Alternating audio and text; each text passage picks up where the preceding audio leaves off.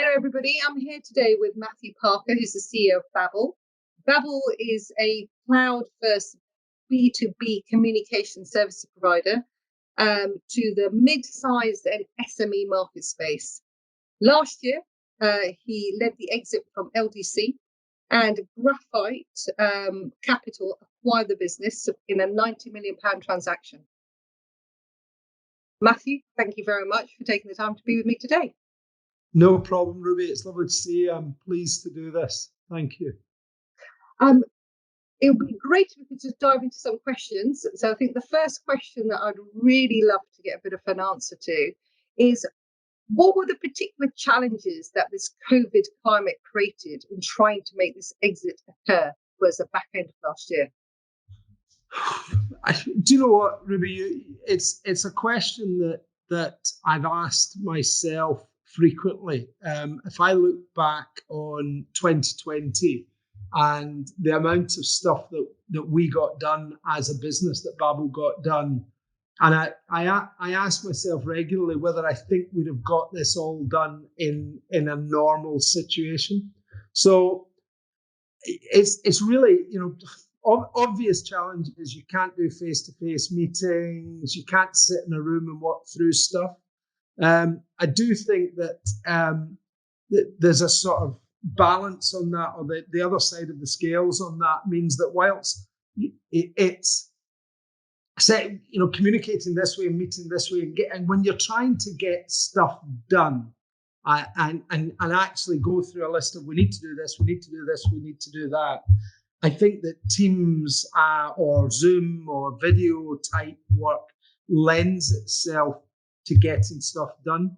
I think that the challenge that businesses have, and I was going to say business leaders, but it's not just that. I think it's anybody who's trying to look forward and plan for what comes next. Is, I think, doing strategy in this sort of environment is really difficult. But if I look back on what was, it's probably a 12-month process from deciding that we wanted to see whether we could do something or not, and agreeing the framework for what a deal would have to look like for it to work for LDC, for it to work for us as a management team, for it to work for the employees, and for it to work for a new investor. So getting that framework and those guidelines in place, and then trying to put data books together, and then going through a process of deciding which advisor to work with, which advisors to work with, putting together the pitch and the message, deciding where we wanted to be. There's a lot of that stuff that we did pre-lockdown. So we, I worked for a boss for a long time that always talked about, and I'm sure I've said this to you before, Ruby, that he used to say, take luck and timing every single time, every day of the week. Right place at the right time. So if I look at the timing of the whole thing, all of the stuff that we needed to do that involved, I don't know, that's quite true. The vast majority of the stuff that we needed to do that involved lists of, right, we need to get all of this stuff done, or looking at spreadsheets, or looking at models, or putting presentations together, or putting data packs together, tended to happen during lockdown. And then if I look at when we were actually meeting, potential partners, we were out of lockdown. It was interesting for me that we met 7 or 8 people, and we'd said it was going to be a super short list, and we decided who the 4 people we were going to talk to, and then we got some inbound stuff. Some of it was interesting, some of it was, I wouldn't go as far as say we saw some people out of politeness. That's not true, but there are people know people, and you think, well, we should at least explore that. So I did 7 first meetings, and almost all of those, in fact, all of those, everybody I met at the time said, this is the first meeting I've done face-to-face since lockdown. Now, and that was a timing thing versus anything else. And I think, and again, we got lucky with being the first meeting because people hadn't really worked out what the challenges were. So we kind of just got on with it. If I look back at it now and I think about you know, sharing plates of sandwiches. Was that really what we should, But at the time, nobody had really thought about this sort of stuff. We weren't sharing sandwiches themselves, but if you look at, I think trying to do something like this and run a business and keep going and make sure that if you decide not to, if a deal doesn't happen for whatever reason, you haven't lost a year. I think that's going to be challenging, regardless of the external factors that are affecting it. Yeah, that's very interesting. Well, one of the other questions I was going to ask was, you kind of answered the questions. I was going to say, how do potential buyers react? But it was very eloquently answered in that sandwich sort of comment you made there. But the other thing that I was keen to understand is, what advice did you get regarding evaluations at the outset of the process? And did this change towards the closing stages with the impact of COVID, etc.?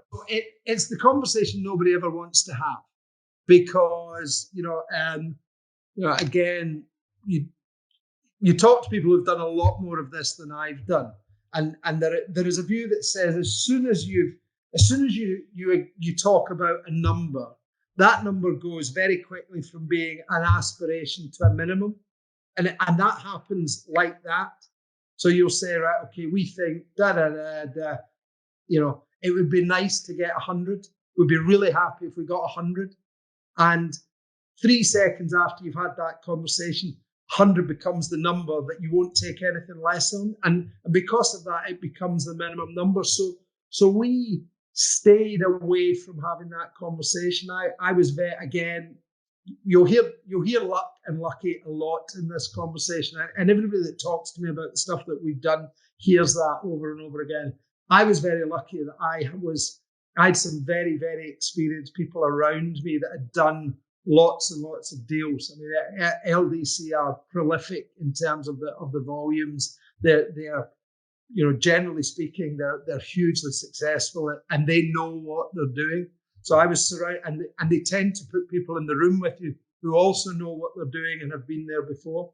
And we talked very early on about the market and the process will drive the valuation and where we are, bearing in mind that we were continuing to do acquisitions through the process.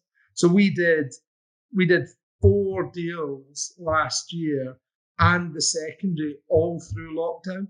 So the business and our business was growing as well, and it was growing more quickly than we thought it would because of the impact that COVID was having on working practices and the positive impact that had on our business. And the other dynamic, I think, was that lots of private equity investors who had not previously been interested in tech suddenly realized actually tech might be quite a good place to be. So you've got all of these moving parts in terms of how you think about valuing the business. And Jan Suyard, who was my sponsor stroke mentor at LDC, was Jan was the guy that made the decision to invest in the business way back in 2017 when lots of people thought perhaps that wasn't such a great decision. Jan said, I remember Jan saying very, very early on, the number will be what the number is, Matt. And us discussing it and deciding what we think it is won't change what somebody sees as the value of the business at the time. And if you look at, I buy and sell stuff on eBay, not a lot, but I do enough of it to watch what's going on. And you see stuff on there that people have put, I've decided I'm going to sell my car, my bike, my piece of furniture, my pile of rubbish, whatever it is. And I've decided it's worth 300 quid. Because in my head, I'm happy that that's worth 300 quid. So it never sells. But I'm happy because I think it's worth 300 quid. And I think it's relatively easy to get yourself into that situation. So we had a framework around what was going to be acceptable to us to want to do a deal, but not a target number that we were going for. And once we started having conversations with people, and there were other deals going on in our space at the same time, there were 2 or 3 other transactions. So there was a bit of noise around what appropriate multiples were and what worked around that sort of stuff. I do think that COVID had the impact of COVID and the impact of lockdown, the impact of the pandemic had a positive impact on how people saw businesses like ours. But again, I go back to, sometimes you just get lucky. You're in the right place at the right time. And I saw the way our business performed through the pandemic and the opportunities that presented itself because of the situation. You have to take those and you have to celebrate them. It doesn't make you feel any more comfortable about having taken advantage of what's been an incredibly difficult situation. And I've talked a lot over the last year at times about feeling uncomfortably smug about what happened through 2020. But I think I'll go back to what I said right at the start of this, that the market decides what anything is worth, and that applies to private equity investing in businesses, primary buyouts, secondary buyouts, trade buyouts. The seller doesn't decide what something is worth. I totally agree. I mean, if I can just also take you back to last year, I mean, I think it was quite a shocking year for most people, just experiencing first lockdown and then what that meant, then second lockdown, coming out of it, coming back into it, etc. One of the things I always find quite interesting is I'd be keen to understand, how did your management team react when you first sat down and told them, hey guys, in the middle of all this pandemic going on, we're going to try to steer the ship towards an exit? How do they react? So we had a core group that are involved. So the 3 exec directors in the business. So me, Laird Kaywood, who's our CFO, Andy Lindsell, who is our CTO, were all party to all of these conversations all the way through. I do my least creative and least impactful work when I work stuff out in my head on my own. I'm very, very good at convincing myself I'm right. So I tend to talk to the people around me a lot about what I'm thinking. I think I'm much better at getting to a good answer. What I tend to do is I will debate something with myself, with somebody else in the room, that I won't do if I'm in the room on my own, because I'll just come to a conclusion. And I think sometimes I'm guilty of lazy thinking. I've got an answer. I've convinced myself it's the right answer, so that's okay. So having somebody else in and having to explain what I'm thinking to them. So from very, very early on, I mean, from way before we even started thinking about doing something, I was talking about Andy and Laird about and to the rest of my board about where we wanted to be. We've then got the next tier of management in the business, the executive leadership team, and we only involved people in that group where they needed to be involved. So at no point did I get them all together and say, we're doing this, because these things aren't done till they're done. And there's a piece I wrote 3 or 4 years ago, a blog I wrote about shining new things and management teams getting distracted about the most exciting thing that the business is doing. So, and I learned, when I did my first buyout, I had a senior team that ran the business, and I said to them, right, you guys run the business and I'll do this. Because if you're trying to help me with this, or I'm interfering in what you're doing, we're both going to do a bad job of both things. So let me go away and do that. This situation was slightly different, that myself, Andy and Laird, some of Laird's, the finance team were very involved. We had 2 or 3 people in there that knew what was going on. One of Andy's direct reports knew exactly what was going on because he was involved in the technical due diligence side of things and the prep on that. I had the 4 when you do something like this, you do a piece of commercial due diligence, and somebody wants to know what your customers think of you. So at that point, I involved the sales directors, and I made that piece of work their problem to solve. And they brought some of the senior, some of our senior sales execs into that part of it. But we didn't really have I'm thinking about doing this conversation. We had this is happening. Sorry. We're trying to make this happen. Nothing. Somebody said to me halfway through that the only good deal is a done deal. One of my references for Graphic. So when we were talking to them, they were great about trying to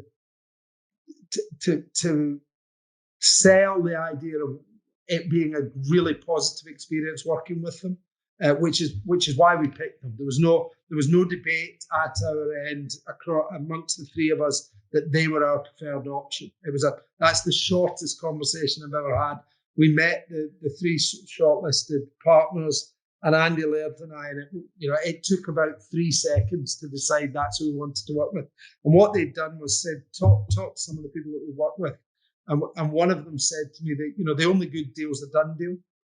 That, and I think you have to remind yourself. So, we didn't spend a lot of time debating this sort of stuff. We had a number of conversations about, do we think we can do this whilst this is going on? And we convinced ourselves that if everybody wanted to make it happen, we could make it happen, and we did. We did the deal on the 9th of November. There'd been huge amounts of work that was done. A large part of it was done from where I'm sitting now. And if you'd asked me a year before if I thought that was impossible, I would have said, "Don't be ridiculous." But as I think that, and if we look at the impact of COVID, of the pandemic, of lockdown. If we've learned nothing else from this, we've learned that we're incredibly adaptable and flexible in terms of still being able to get stuff done. And it's been really, really hard.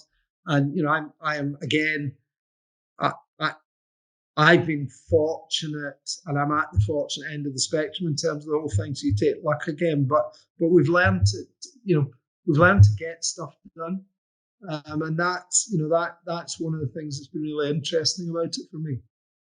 So, Matthew, what advice would you provide a potential CEO sitting in your position right now, contemplating, do I, don't I press the button? So I don't know if I can give any advice on the do I, don't I press the button. I think what I would say, Ruby, is that if you're sure and you've got the support of all of the people that you're going to need to support you, you should absolutely press ahead. My advice would be more around you can't over prepare. It's impossible. It's impossible to over prepare for something like this. And I'm a fairly impatient character, and I am, I'm the opposite of I'm whatever the opposite of a completer finisher is. So if a job's half done, I'm okay with it. That it's good enough. I understand it, and I know what the answer is, so we'll be fine. And I got a bit agitated 2 or 3 times about how long it was taking to get ready to start. So I would say that no matter how much work you do and how much prep you do, you're never quite ready, because you could always do a bit more. I've done enough deals to know that this is the first one where we were close enough that we'd done enough to actually be ready. So, the process starts a long, long time before the process starts. So before you even start talking to people, I had this view, well, I should be out talking to people, doing coffees and trying to make stuff happen and do the stuff that I do really well. And it was like, look, Matt, until we know what you're going to say, and we know we can back it up, and we know that we're not going to have to change it, we shouldn't be talking to anybody about anything. So, so my advice, my three sort of things I would say that people should think about is, preparation is everything. You can't over prepare. Don't go too early. And even when you think it's really late, you realize you've gone too early. And make sure you've got the support of all of the stakeholders. The people, if you don't have the support of the people that you're going to need the support of when it gets really tough at the start, you've got no chance. So go and test that. Are we all aligned? Are you happy that I do this? This is how I'm going to approach it. Are you supportive of that? So think about those three things. And at that point, if you can answer all of those questions in a way that makes, well, let me change that. If I can answer all of those, having been through this and done something which I think is remarkable, and been learning all the way through this, learning all the time.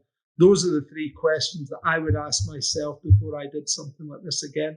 And I'd want to be comfortable that I like the answers to all three of those questions. One final question. What, if anything, would you do differently? I can't think of anything, but again, we got a fantastic outcome for everybody. Everybody's happy, Ruby. I'm happy. My family are happy. All of the other senior management, the exec directors are happy. The non-exec chairman's happy. LDC are happy. Graphite are happy. The customers are happy. The people we bought businesses off are happy. The employees, we shared the financial rewards with every single person who worked for the business. So everybody got rewarded for what we did. Could we go back and say, oh gosh, you know what? I wish we'd, I wish I hadn't shared that plate of sandwiches. There you go, because then I wouldn't have had to admit I'd done it. I would do that differently. I would have a separate plate of food for everybody in the meeting, and we wouldn't share. So, but it's, when good things happen, most of the times you get good outcomes, you don't get fantastic outcomes, and you don't get fantastic outcomes that everybody says this is great and everybody's delighted.